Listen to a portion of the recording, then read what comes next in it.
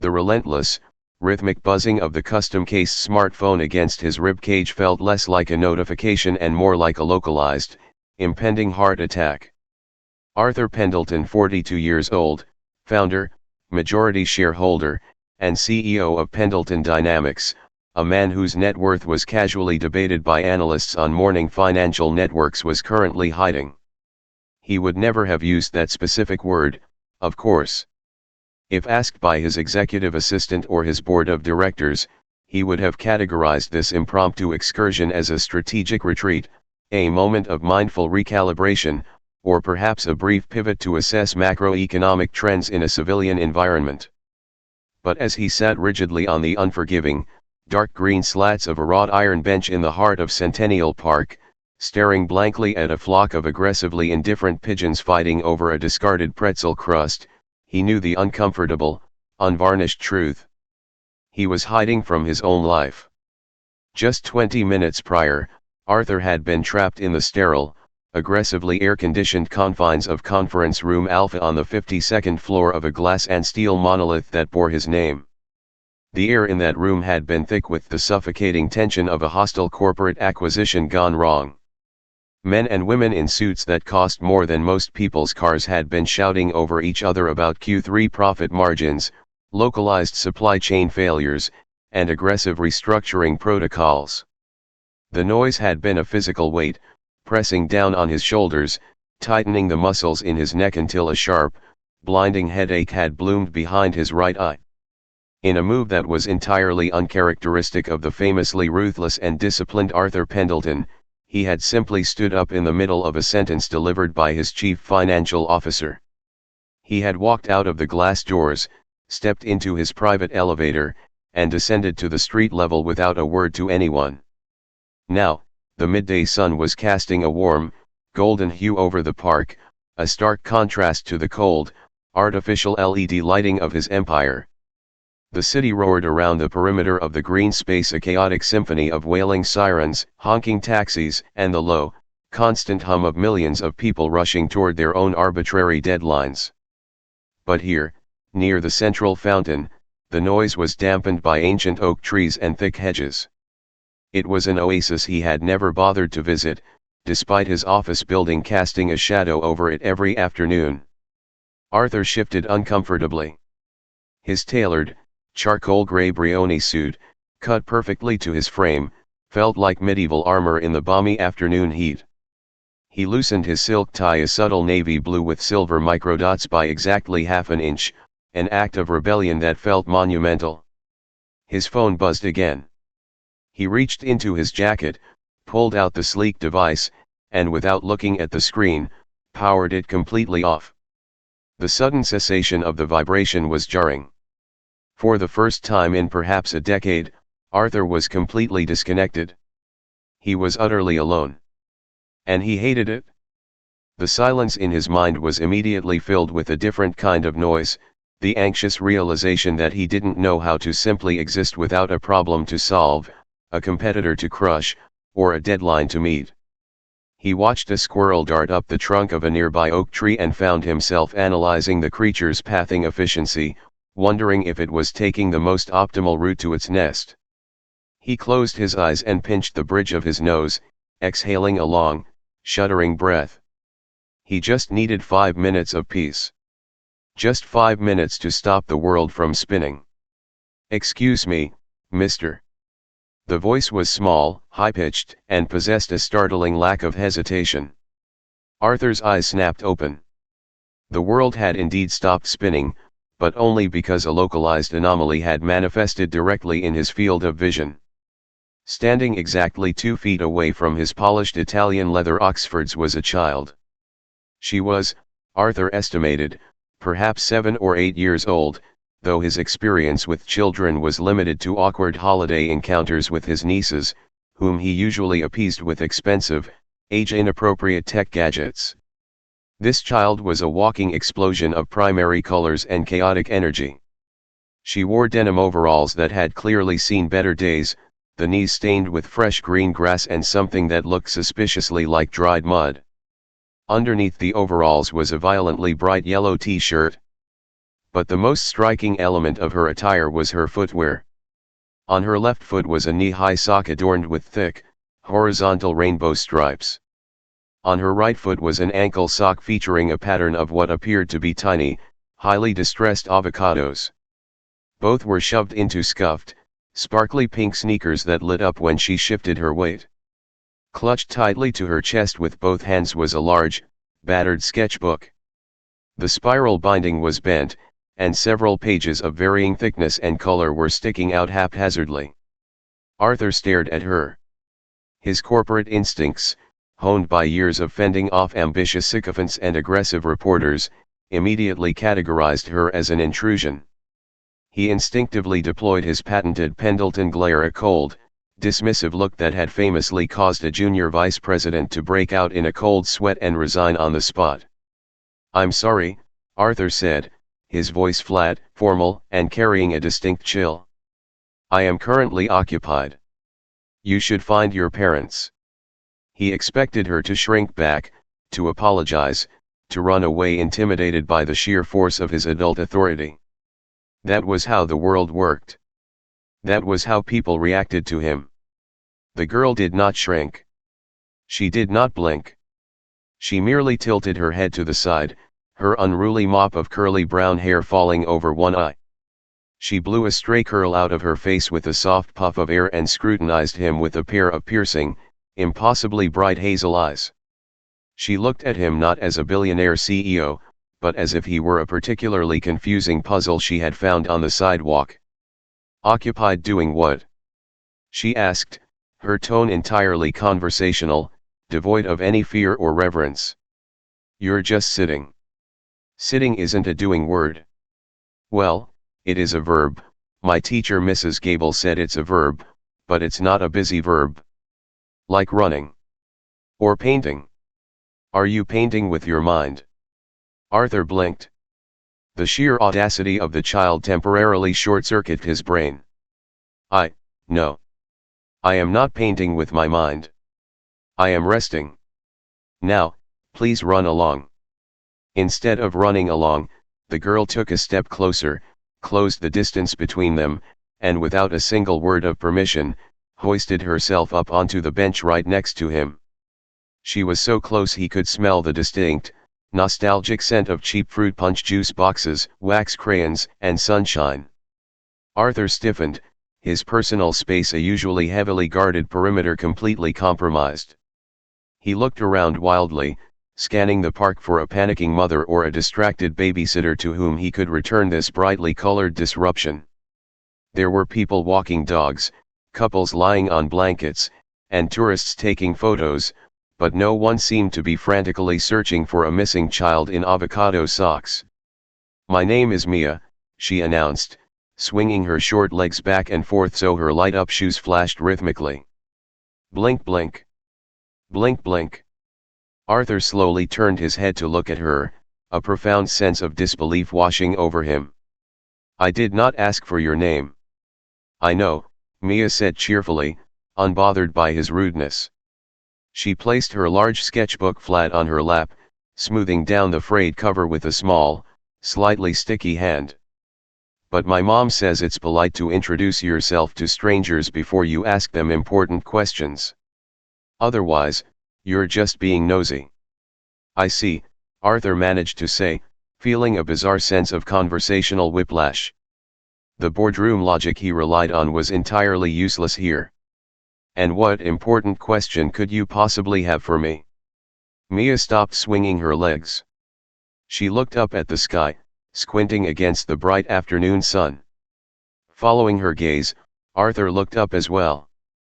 Above the towering skyscrapers that ringed the park, the sky was a brilliant, unblemished blue, dotted with a few large, fluffy white clouds drifting lazily on the high-altitude winds. Mia pointed a small finger toward a particularly large, lumpy cloud directly overhead. "Okay, here is the question," Mia said, her voice dropping to a serious, conspiratorial whisper, as if she were about to ask for insider trading secrets. "You have to look really, really closely." Arthur, despite every instinct telling him to get up and walk away, found himself staring at the cloud. I am looking. Good, Mia nodded approvingly. Do you think that cloud looks more like a giant pile of mashed potatoes that someone dropped on the floor, or does it look like the cotton candy you get at the fair, but after somebody sat on it by accident? Arthur froze. The question hung in the warm summer air, utterly absurd and completely disconnected from anything he had thought about in the last 30 years. He waited for a punchline. He waited for her to ask for money for a school fundraiser. He waited for a hidden camera crew to jump out from behind the bushes. But as he looked down at Mia, her expression was one of intense, genuine curiosity. She was waiting for his answer with the kind of bated breath and absolute focus that his investors usually reserved for quarterly earnings reports. To her, in this specific moment in time, there was nothing in the universe more critical than his assessment of the meteorological shapes above them. The silence stretched. Arthur opened his mouth, prepared to deliver a sharp rebuke about wasting time. He was prepared to explain the basic scientific principles of water vapor condensation and atmospheric pressure to shut the nonsense down. But as he looked back up at the cloud, his mind, exhausted from years of analyzing risk algorithms and profit margins, unexpectedly misfired. He actually looked at the shape. The edges were soft and billowing, slightly uneven. The bottom was a bit flat. It didn't look aerodynamic. It looked fluffy, but dense. Arthur Pendelton, the man who had laid off 3,000 employees with a single signature last Tuesday without losing a wink of sleep, felt a strange, alien sensation tugging at the corners of his mouth. It was an unfamiliar muscular contraction. He was fighting a smile. He cleared his throat, adjusting his posture, trying desperately to regain his authoritative composure. He looked at Mia, who was still staring at him, wide-eyed and waiting. Well, Arthur began, his voice rough from disuse in this particular tone. He paused, looking back up at the sky, giving the matter the solemn consideration it apparently demanded. Given the structural density at the base and the irregular, lumpy formation at the apex, I would have to rule out cotton candy. Cotton candy possesses a more wispy, threaded texture. Mia's eyes widened further, her jaw dropping slightly in awe of his serious, analytical approach. Whoa. You use big words. Therefore, Arthur concluded, turning his head to look directly into her hazel eyes, feeling a strange, lightweight sensation blooming in his chest. I am forced to conclude, with a high degree of certainty, that it is, in fact, a giant pile of dropped mashed potatoes. Mia gasped, a sound of pure, unadulterated delight. She slapped her hands on the cover of her sketchbook. I knew it. I told my mom it was potatoes, but she said it looked like a sheep. A sheep. Can you believe that? Where are the legs? Where is the head? Moms are so silly sometimes. A sheep is a highly illogical conclusion, Arthur agreed, the corners of his mouth finally betraying him and lifting into a genuine, albeit small, smile. Exactly. Mia beamed, shifting closer on the bench so their shoulders were almost touching. She flipped her sketchbook open. The pages were a chaotic explosion of crayon, marker, and glitter glue. You're pretty smart for a guy in a boring suit. Do you want to see my drawings? I have a rainbow dragon in here that I think you'll really like.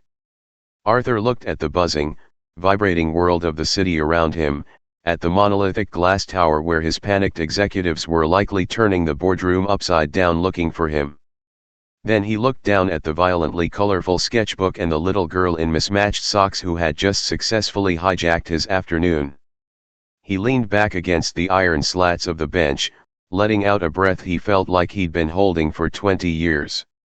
All right, Mia, Arthur Pendelton said, completely surrendering to the absurdity of the moment. Show me the rainbow dragon. The battered sketchbook resting open on Arthur Pendleton's lap felt like an encyclopedia of a parallel universe. The scent of cheap wax crayons, old paper, and a faint, sugary hint of artificial strawberry wafted up a fragrance completely alien to the world of single-origin espresso and polished mahogany he breathed every day. The first page that caught Arthur's eye was a chaotic explosion of vibrant lines. In the center of the page, commanding all attention, was a bizarrely shaped creature colored in at least 7 different hues, topped with a layer of glitter glue applied with a generous and, somewhat violent enthusiasm. Here, Mia pointed proudly with a tiny finger, still slightly stained with green dye, at the creature. This is Barnaby. He's a rainbow dragon. Arthur, a man accustomed to evaluating 100-page financial reports in a matter of minutes, narrowed his eyes, attempting to analyze the structural integrity of the creature before him. I see, he said slowly, his tone unconsciously slipping into its usual analytical cadence. But it seems its aerodynamic proportions are slightly compromised. Its wings are far too small for its body mass. And, why does it have 3 tails? Mia let out a long, exaggerated sigh, the kind of sigh great artists use when forced to explain their masterpieces to an amateur. You're silly. The wings are small because Barnaby doesn't fly with the wind. He flies on joy. The more people laugh, the higher he flies. And the 3 tails are for balance when he has to carry heavy dreams. Arthur blinked. His razor-sharp, flawlessly logical brain had just collided with a wall made of marshmallows. The concept of flying on joy did not exist in any business model he had ever encountered. So, does this dragon, Barnaby, hoard gold like other dragons in mythology? He asked, desperately searching for a factual anchor, some familiar economic paradigm in her story. Gold? No way. Mia crinkled her nose in disgust. Gold is hard and cold. Barnaby only likes to collect broken buttons and shiny candy wrappers. He says those things hold people's memories. With that, Mia flipped to the next page, leaving the billionaire stunned by the realization that an imaginary dragon possessed a more profound life philosophy than his entire board of directors. She turned past a few more drawings: a tree growing donuts, a cat wearing an astronaut helmet, before stopping abruptly and looking up at Arthur with wide, hazel eyes. What about you?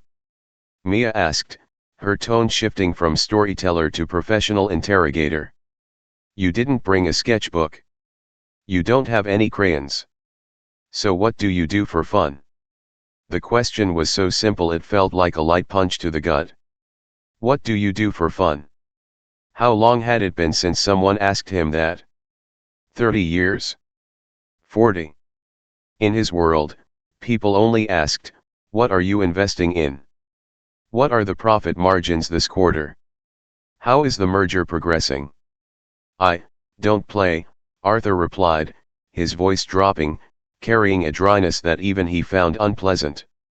I am an adult, Mia. Adults have to work. My mom works too, Mia nodded, her face full of understanding. My mom works at a bakery. She kneads dough and makes the best croissants in the world. So what do you make? Do you make pastries? Arthur looked down at his hands. Hands with perfectly manicured, clean nails that hadn't touched mud or flour in decades. No. I do not make pastries. He hesitated for a moment, trying to figure out how to explain the concepts of corporate acquisitions, risk management, and venture capital to a 7-year-old. I build companies, Arthur began, choosing his words carefully. Imagine there are people with ideas, but they don't have the money to make those ideas happen. I give them the money. I move money from one place to another, putting the pieces together to create something bigger, something stronger. Mia listened in silence, her tiny eyebrows furrowed in deep thought. She rested her chin on her hand, swinging her avocado and rainbow-socked feet. Oh, Mia exclaimed, her eyes lighting up. I get it.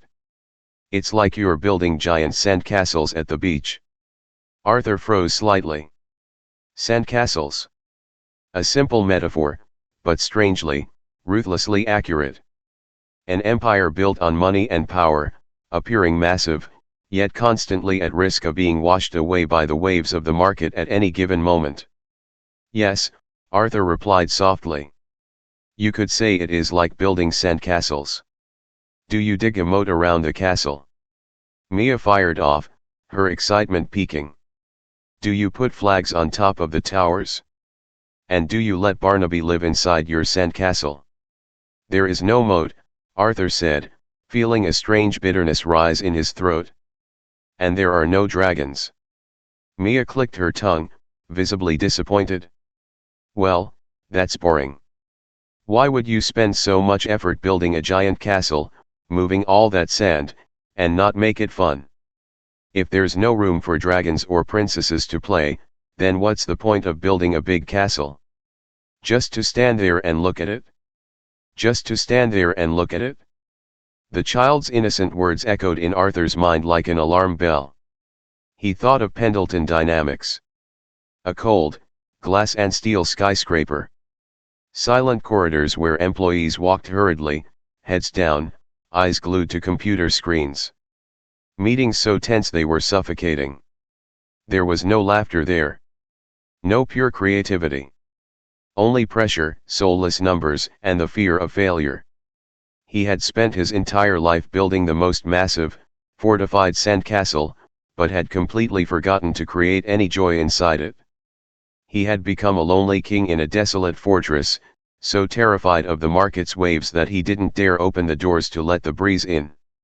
Suddenly, a strange, choke sound burst from Arthur's chest. Mia startled, scooting back slightly on the bench. But then, the choke sound broke open into a roar of laughter. It was a hoarse, rusty laugh, the sound of machinery that hadn't been oiled in years. Arthur threw his head back, his laughter echoing through the quiet space of the park, dispelling the coldness and rigidity that had enveloped him all morning. He laughed at the absurdity of his own life. He laughed because a 7-year-old in mismatched socks had just pointed out the fatal flaw in his life strategy. Mia watched him for a moment, then broke into a wide grin, revealing a missing tooth. She didn't understand why this man in the boring suit was laughing so hard, but laughter was a contagious language. As the laughter gradually subsided, Arthur felt the corners of his eyes growing slightly damp. He used his expensive silk handkerchief to dab gently at his eyes, then turned to look at Mia. For the first time that day, Arthur Pendleton's gaze held no defensiveness, calculation, or coldness. It was the gaze of a human being truly present in the moment. You are right, Mia, Arthur said, his voice unexpectedly deep and gentle. Building a giant castle with no room for dragons is indeed a terrible waste. He leaned forward slightly, pointing to another drawing in the sketchbook, where stars were colored in bright yellow wax crayon. What about these stars? Arthur asked, his curiosity now entirely genuine, devoid of any pretense. Do they fly on joy like Barnaby, or do they have another secret? Mia giggled, patting the cover of her sketchbook.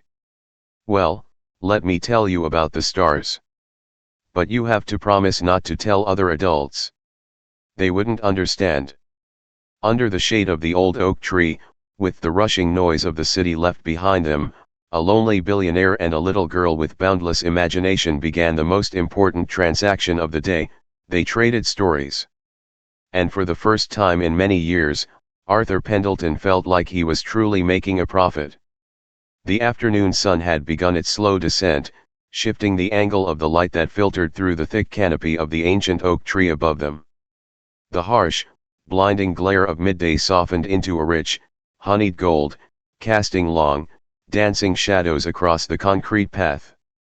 For Arthur Pendleton, a man whose life was strictly dictated by the relentless digital ticking of a synchronized calendar, the passage of time had suddenly lost its urgency. Back in the glass-paneled boardroom of Pendleton Dynamics, he knew, a state of absolute panic was likely unfolding. His absence was not merely an inconvenience, it was a tectonic shift in their corporate ecosystem. Phones were surely ringing off the hook, panicked whispers were being exchanged in pristine hallways, and his executive assistant was probably calculating the exact legal ramifications of declaring a CEO temporarily missing in action. Arthur knew all of this. He could visualize the chaos with crystal clarity.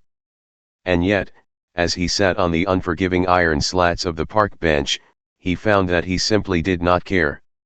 The heavy, invisible armor he had worn for decades, the armor forged from market shares, profit margins, and the constant need to be the smartest, most ruthless man in the room, was beginning to crack, piece by piece, under the sheer, unadulterated earnestness of a 7-year-old girl. So, Arthur said, breaking the comfortable silence that had settled between them after his unprecedented outburst of laughter. He leaned forward, resting his forearms on his tailored knees, a posture that would have appalled his public relations team. You promised to tell me the secret of the stars. If they do not fly on joy like your friend Barnaby the dragon, what exactly is their operational mechanism? Mia carefully closed her sketchbook, smoothing her hand over the battered cover with the reverence most people reserved for sacred texts. She looked up at the patches of blue sky visible through the leaves, her hazel eyes reflecting the golden light. Well, she began, dropping her voice into that conspiratorial whisper again, as if the pigeons nearby were corporate spies trying to steal her intellectual property. My science teacher, Mr. Harrison, says they are giant balls of burning gas millions of miles away. But Mr. Harrison also wears socks with sandals, so my mom says we shouldn't trust everything he says about style or the universe. Arthur let out a soft snort of amusement, completely agreeing with Mia's mother's assessment of Mr. Harrison's credibility. A sound deduction. So, what is the truth? The truth, Mia said solemnly, is that the sky is a giant, dark canvas. And the stars are actually just spots where the paint chipped off, letting the light from the other side peek through. She paused, letting the magnitude of her revelation settle. That's why I'm going to be an astronaut when I grow up. Not to collect rocks or float around in zero gravity. That's boring.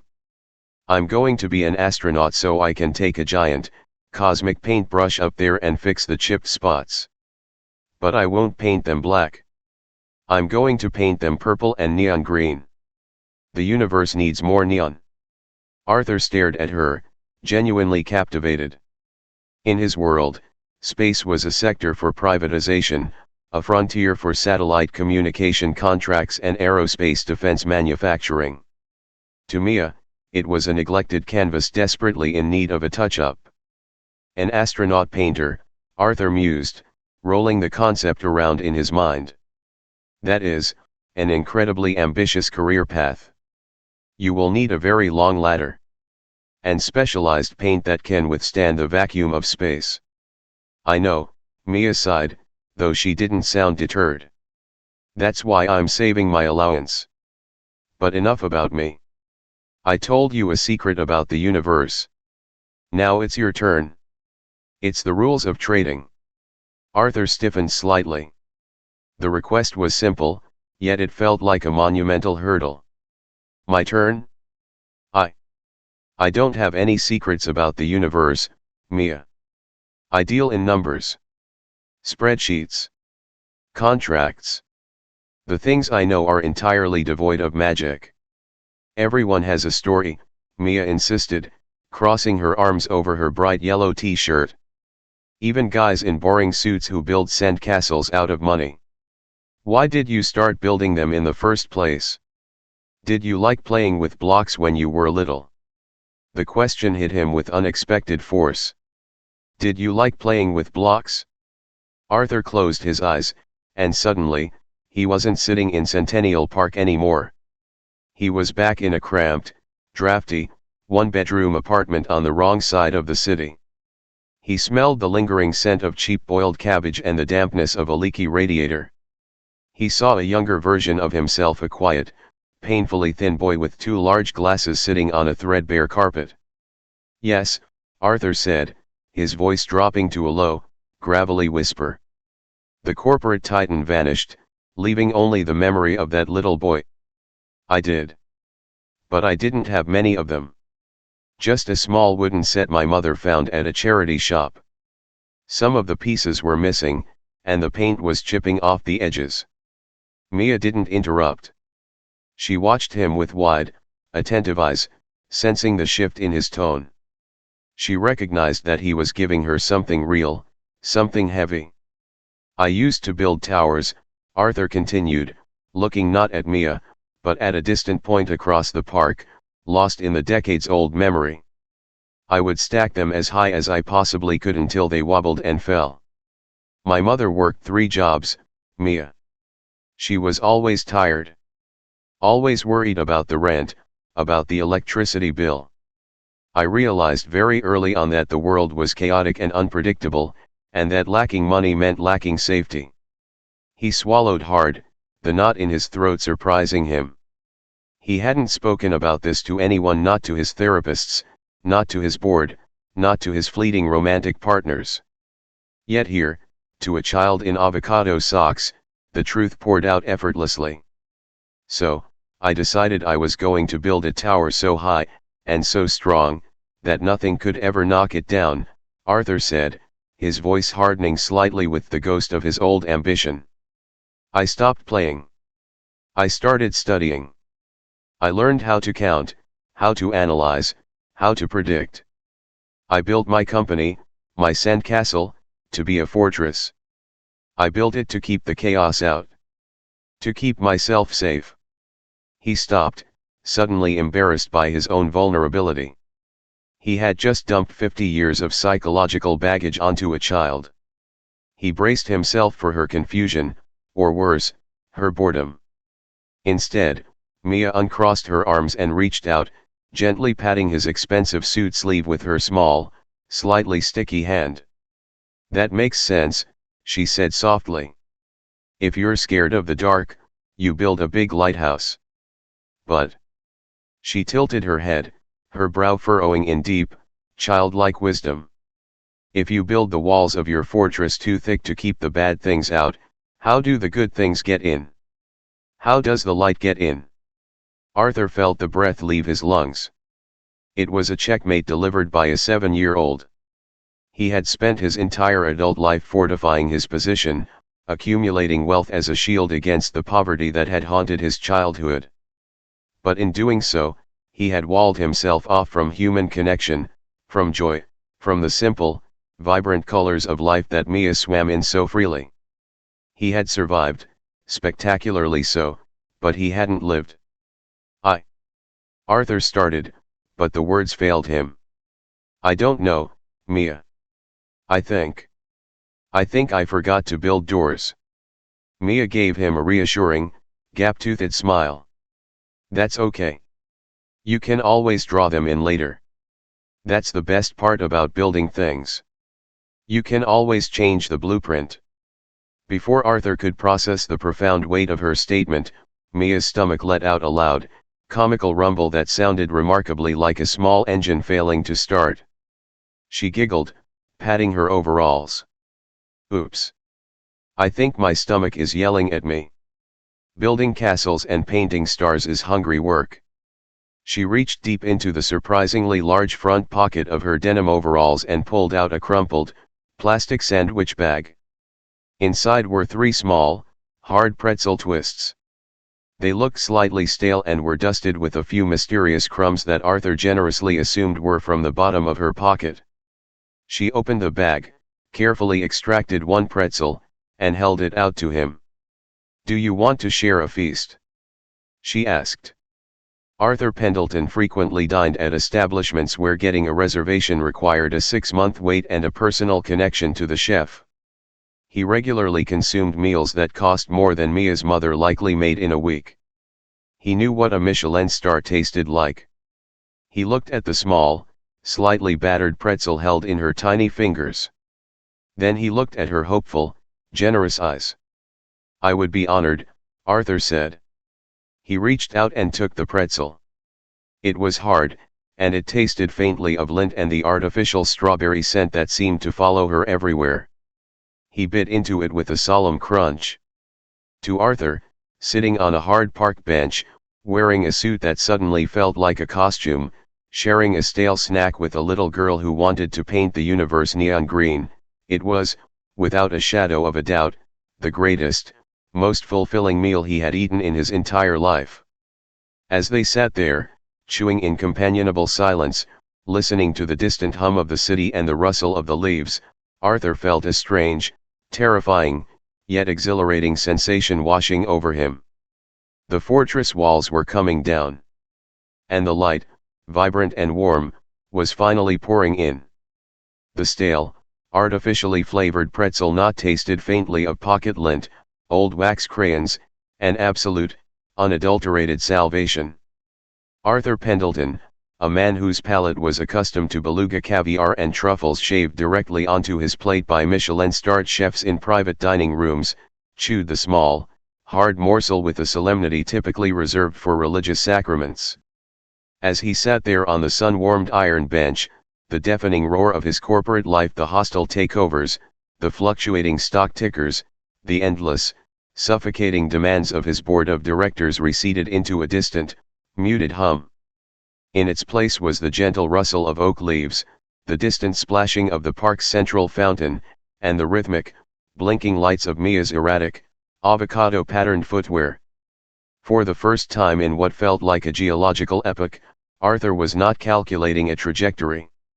He was not assessing a risk. He was simply breathing. He was sitting next to a 7-year-old girl who believed the cosmos was a chipped canvas waiting for neon paint, and he found her logic infinitely more sound than the quarterly projections of his chief financial officer. But the universe, Arthur had long ago learned, rarely allowed bubbles of perfect peace to exist indefinitely. Reality, with its sharp edges and demanding schedules, always came calling. Missing in action. Missing in action, where are you? The voice sliced through the tranquil afternoon air like a serrated blade. It was a woman's voice, shrill with a specific, raw terror that transcended language, the primal, heart-stopping panic of a parent who has suddenly realized their child is no longer by their side. The sound physically jolted Arthur. His muscles, trained by decades of high-stress environments, immediately tensed. His corporate instincts flared, preparing for a crisis. Mia, on the other hand, merely paused mid-chew. She swallowed her bite of pretzel, wiped her small hands on her grass-stained denim overalls, and let out a soft, nonchalant sigh that ruffled her unruly brown curls. "Oops," she said, her tone utterly devoid of alarm, sounding more like she had dropped a crayon than triggered a city-wide manhunt. "That is my mom. She uses her loud voice when she forgets where I am." Before Arthur could process this, the bushes lining the pathway violently rustled. A woman burst onto the concrete walkway, her eyes wide, her chest heaving with exertion and pure adrenaline. She looked to be in her early 30s, though the deep, dark circles under her eyes and the tight lines of exhaustion etched around her mouth made her appear older. She was wearing a faded, pale blue uniform polo shirt bearing the embroidered logo of a local chain bakery, and a white apron that was heavily dusted with flour and smeared with what looked like dried cherry filling. Her sensible, non-slip work shoes were scuffed, and stray strands of hair had escaped her messy bun, sticking to her sweat-dampened forehead. She was the picture of an overworked, underpaid soul trying desperately to keep her head above water. And right now, she looked like she was drowning in fear. Her frantic gaze swept the immediate area, darting over the hedges, the fountain, and the strolling tourists. Then, her eyes locked onto the dark green bench. She saw Mia. The woman let out a strangled sob of relief, a sound so profound and agonizing that it made Arthur's chest ache. But the relief was instantaneously swallowed by a wave of protective horror as her eyes shifted to the man sitting mere inches away from her daughter. Through the mother's eyes, Arthur suddenly realized exactly how this tableau must look. He was a tall, imposing, middle-aged man in a bespoke Brioni suit that cost more than she likely earned in 6 months. His face, resting in its default expression, was angular and inherently severe. He looked like power, wealth, and unapproachable authority, a predator of the corporate world sitting far too close to a vulnerable child in a public park. Mia. The woman gasped, practically launching herself across the remaining distance. She grabbed Mia by the shoulders, pulling the girl off the bench and hauling her behind her own body in one fluid, fiercely protective motion. She stood between her daughter and Arthur, breathing heavily, her hands trembling. "I am so sorry," the woman blurted out, her voice shaking as she addressed Arthur. She shrank back slightly, intimidated by his suit, his posture, and the sheer aura of wealth that surrounded him. "I am so sorry, sir. I only turned my back for 30 seconds to pay the vendor for a bottle of water, and she just vanished. I hope she wasn't bothering you. She has a habit of talking to people she shouldn't. I'm so sorry." Arthur stood up. It was a slow, deliberate movement. Muscle memory caused his hands to automatically reach down and button the center button of his suit jacket, his standard armor plating mechanism, before addressing a hostile boardroom. But as he looked at the terrified, exhausted woman before him, the armor dissolved. He did not deploy the infamous Pendelton glare. He did not issue a cold dismissal. Instead, Arthur softened his shoulders. He consciously untensed his jaw and looked at the woman with a level of profound, genuine respect he usually reserved only for himself. "Ma'am," Arthur said, his voice dropping into a rich, soothing baritone, entirely devoid of its usual icy edge. He held up a hand in a gesture of absolute peace. "Please. I assure you, there is absolutely no need for an apology. None whatsoever."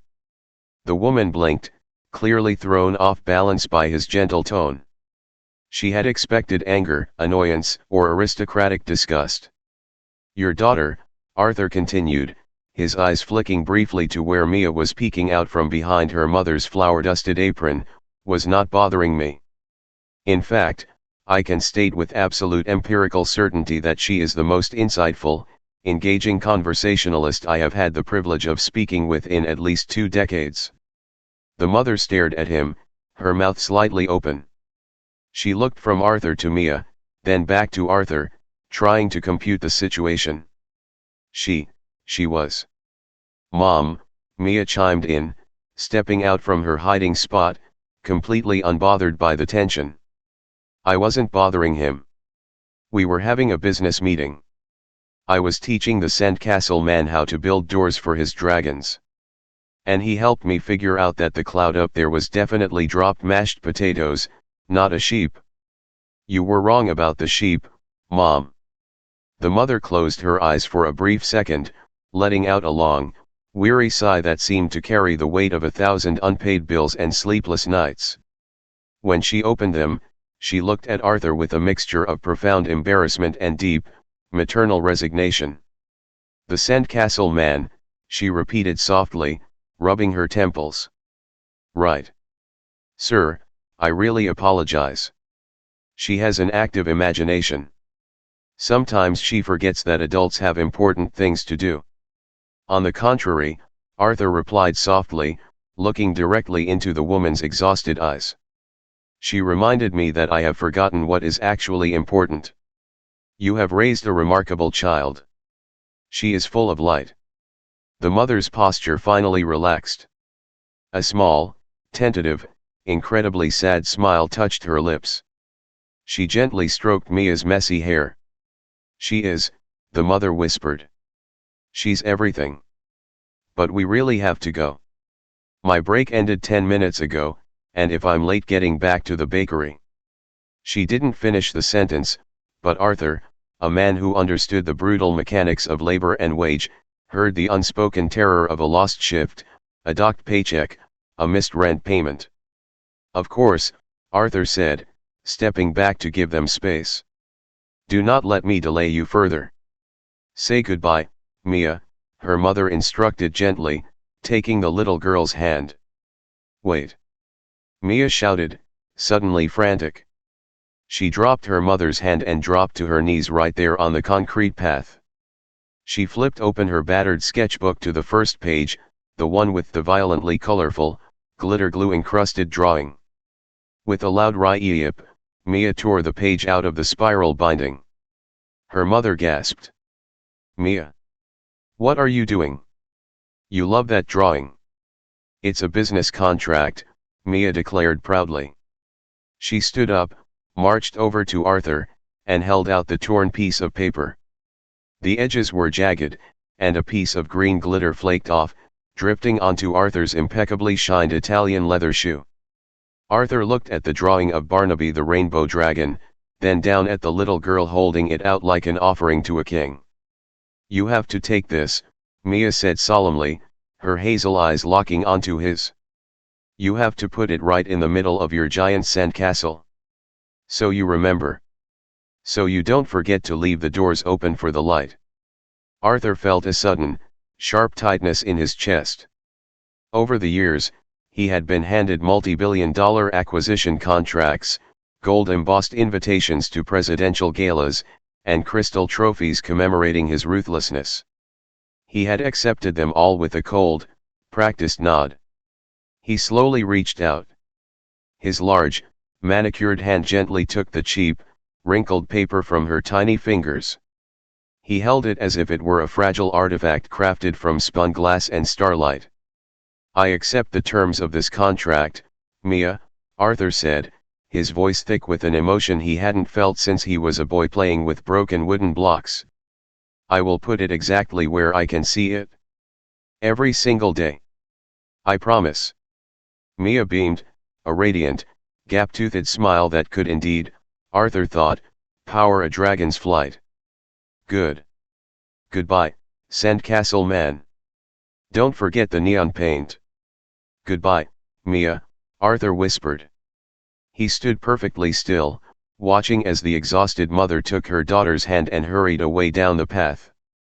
He watched the flashing lights of Mia's sneakers blink blink, blink blink until they disappeared around a large oak tree, swallowed back up by the chaotic, swirling machinery of the city. The park was suddenly very quiet.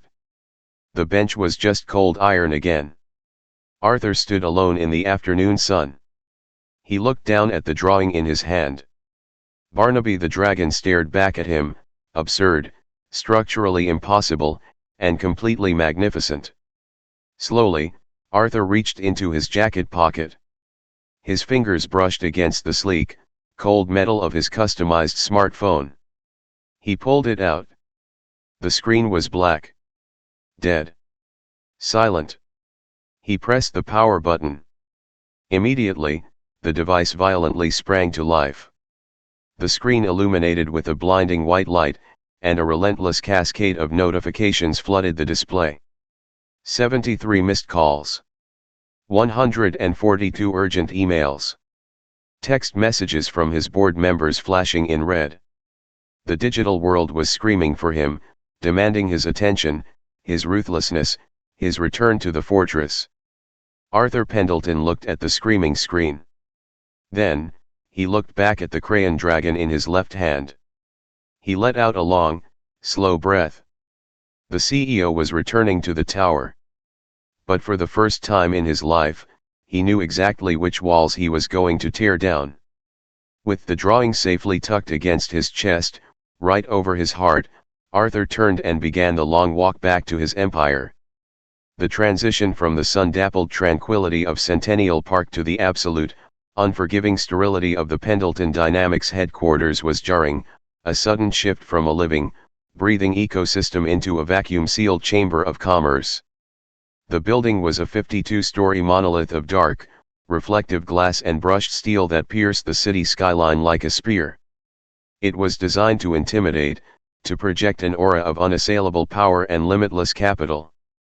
For decades, Arthur Pendelton had viewed this structure as his ultimate achievement, his impenetrable fortress.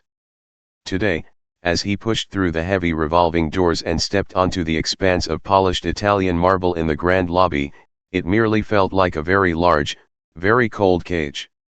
The atmosphere inside the building was palpably thin, vibrating with a high-frequency tension that Arthur could practically taste. As he strode toward his private, express elevator, the security personnel, usually stoic and invisible, visibly stiffened. Receptionists paused their typing, their hands hovering over keyboards, eyes tracking his movement with the fearful reverence of villagers watching a slumbering dragon suddenly rise. The CEO had been missing for exactly 1 hour and 47 minutes.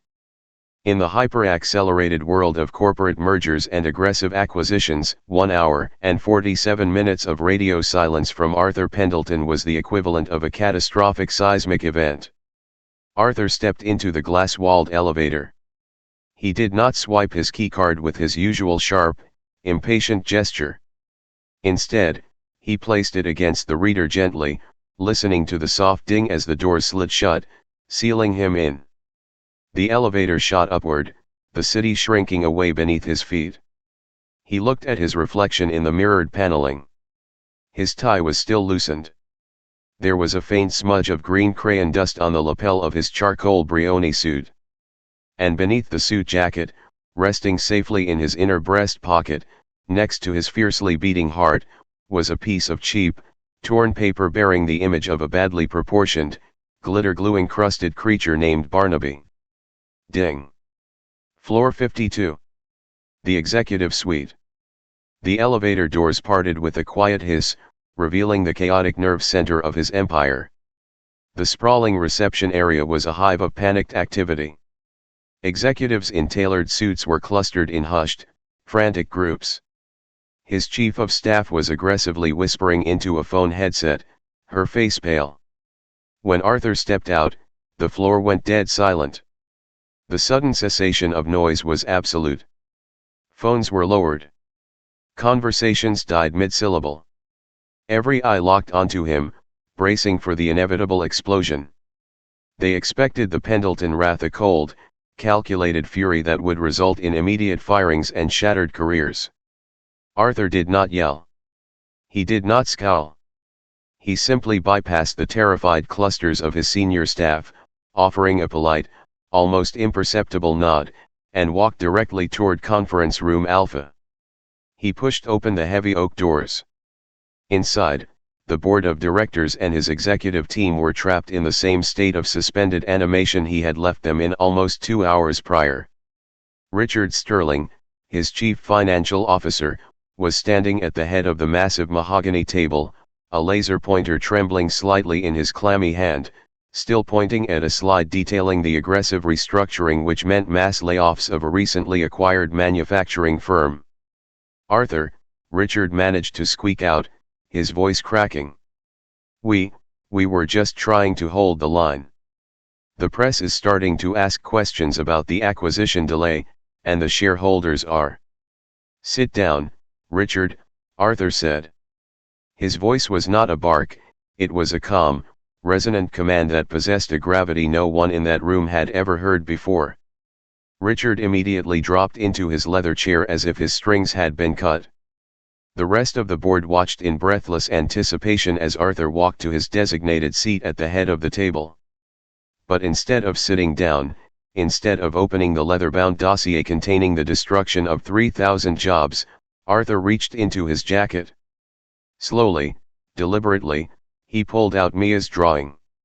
He placed it flat on the pristine, polished surface of the mahogany table. The bright, chaotic explosion of wax crayon, the neon green stars, and the glitter glue wings of the rainbow dragon sat in stark, absurd contrast to the austere environment. It was an artifact from a different universe entirely. The board members stared at the drawing in profound confusion. Was this a coded message? A bizarre negotiation tactic? A sign that their brilliant, ruthless CEO had finally suffered a complete psychological fracture? "This," Arthur began, his voice echoing clearly in the silent room, his finger gently tapping the edge of the torn paper, "is Barnaby. He is a rainbow dragon. And he has a very specific aerodynamic requirement. He does not fly on wind currents, nor does he fly on market projections or profit margins. He flies on joy." A senior vice president at the far end of the table nervously adjusted his collar. "Sir, I'm not sure I understand the relevance to the Q3. The relevance," Arthur cut him off smoothly, yet without malice, "is that we have spent the last 30 years building a spectacular fortress. We have hoarded wealth. We have crushed our competitors. We have built walls so thick and so high that nothing can ever tear them down. But in doing so, we forgot to build doors. He looked around the table, making eye contact with the men and women who had helped him engineer his empire. He saw their exhaustion, their stress, their relentless drive for a bottom line that was never quite high enough. He saw the very things he had just recognized in himself. The acquisition of the manufacturing firm is cancelled, Arthur stated, the words falling like heavy stones into a quiet pond. Panic instantly erupted. Arthur, you can't. Richard gasped, half rising from his chair. The sunk costs. The shareholder backlash. We'll lose millions in the short term. We will survive the short term, Arthur replied, his tone unwavering. We are not going to gut a company and lay off 3,000 workers just to bump our stock price by 2 points before the holidays.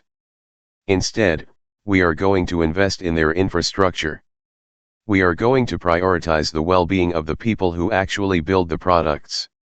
We are going to establish a new metric for this company's success, one that includes the impact we have on the communities we operate within.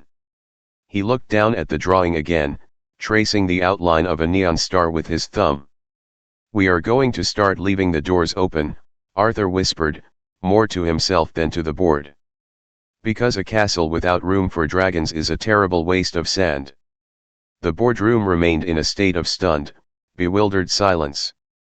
The paradigm of Pendelton dynamics had just shifted violently, irrevocably, on its axis. And at the center of the earthquake was a piece of crumpled paper. 3 weeks later. The bell above the door of the Daily Crumb Bakery chimed merrily, but Sarah barely registered the sound. Mia's mother was standing behind a glass display case, her shoulders aching with a dull, familiar throb, mindlessly arranging a fresh tray of blueberry muffins. It was a Tuesday afternoon, which meant rent was due in exactly 4 days, and her mental calculator was currently short by a terrifying margin. She was trying to figure out which bill she could defer this month without getting the power shut off. "Excuse me, Sarah." Sarah looked up, wiping her flour-dusted hands on her apron. Standing on the other side of the counter was not a customer looking for a croissant, but a man in a sharp, understated gray suit. He held a thick, cream-colored envelope made of heavy, expensive stock. "Yes? Can I help you?" Sarah asked, a flicker of anxiety tightening her chest. Men in suits usually meant bad news collectors, landlords, or government officials. "I am a legal representative from the Pendelton Foundation," the man said politely, sliding the thick envelope across the glass counter toward her. "I have been instructed to deliver this to you personally. It contains documents requiring your signature, but I assure you, it is entirely to your benefit." Sarah stared at the envelope as if it might detonate. Her trembling hand slowly reached out. She broke the heavy wax seal and old-fashioned, embossed P and pulled out the thick stack of legal documents inside. She began to read. The legal jargon was dense, but the bolded numbers and the summary on the first page were blindingly clear. It was a trust. An irrevocable, fully funded educational and living trust established in the name of Mia Eleanor Davies. It covered everything. Private tutoring, art supplies, college tuition at any university in the world, and a monthly stipend designed specifically to ensure that Mia's mother would never have to work a double shift again unless she explicitly wanted to. The amount of money listed at the bottom of the page was a number Sarah had only ever seen in movies. Her breath hitched. Her knees suddenly felt weak, and she had to lean heavily against the display case to stop herself from collapsing. I don't understand," Sarah choked out, tears instantly pooling in her exhausted eyes. "Who is Arthur Pendelton? Why would someone do this?" The lawyer offered a warm, knowing smile. "Mr. Pendelton is a man who recently realized the value of a good structural blueprint, ma'am. He also asked me to ensure you received this." The lawyer reached into his breast pocket and produced a small, simple white card. He placed it gently on top of the legal documents, tipped his head respectfully, and walked out of the bakery, leaving the bell chiming in his wake. Sarah picked up the small white card with shaking fingers. The handwriting was elegant, sharp, and written in dark blue fountain pen ink. It read, "To Mia's mother. Please forgive the intrusion, but a debt is owed. Your daughter provided me with expert consultation regarding atmospheric phenomena and the necessary architectural requirements for housing mythical creatures. Her fee, as it turns out, was far higher than half a pretzel. Use this to give her the world. But more importantly, please ensure she buys the specialized paint. The universe has far too many dark spots, and it desperately needs her neon green. With profound gratitude. The Sandcastle Man." A tear slipped down Sarah's cheek, landing softly on the heavy cream paper. She looked past the display case, out the window of the bakery, toward the sky over the city. It was a clear, brilliant blue, dotted with fluffy white clouds that looked remarkably like dropped mashed potatoes. Somewhere in the city, a little girl in mismatched socks was drawing a dragon. And somewhere high up in a glass tower, a titan of industry was keeping his door wide open, finally letting the light pour in.